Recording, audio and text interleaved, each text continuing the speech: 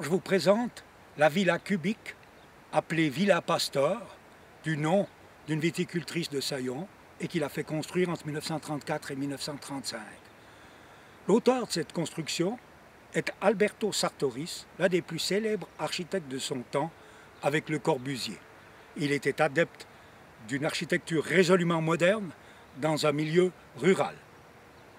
Quelques années auparavant, il avait construit l'église de Lourtier sous cette forme et qui a soulevé au niveau de la population du Val-de-Bagne un véritable tollé de par sa conception.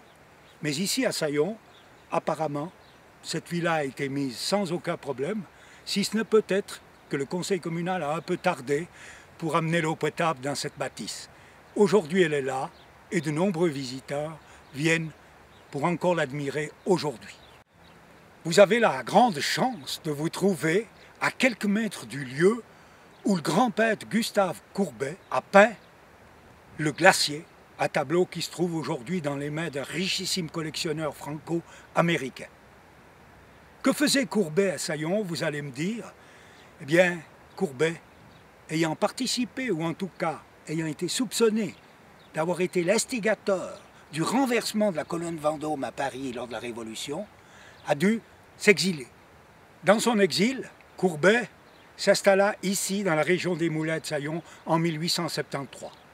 Pour les besoins de sa réalisation, Courbet fit entrer la montagne que nous voyons sur la gauche, la pierre Avoie, à l'intérieur de son tableau, dont le centre en est le donjon et le village de Saillons, et surtout le glacier du Tour et le glacier du Trien. Voici le moulin de Saillons, dont les écrits attestent sa présence déjà au milieu du XIIIe siècle. Il a subi des évolutions, des reconstructions pour prendre la forme de la bâtisse actuelle. Mais ce moulin, qui a été propriété des comtes puis des ducs de Savoie et ensuite de la bourgeoisie de Saillons, a une longue histoire. Et cette histoire provient du fait qu'elle utilisait la même eau que celle qui devait desservir le bourg de Saillons. Alors il y avait des disputes régulières entre les besoins du meunier pour faire tourner ses artifices et les besoins de la population du bourg.